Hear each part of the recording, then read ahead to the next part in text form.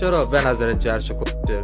داداش من خودم سوال پرسیدم. داداش من کسی رو ندیدم بگه جرشا گوش میدم. رفتم یه جایی مثلا اجرا گذاشتم ترکر رو خوندم باش خوندن. تو چرا حرفای منو نقض میکنی؟ جریانی که من پریدم به اونه تو میگی سیاست کاری اشتباه. من با ریل باشم تو سیاست هیت نمیدم، نظرمو میگم.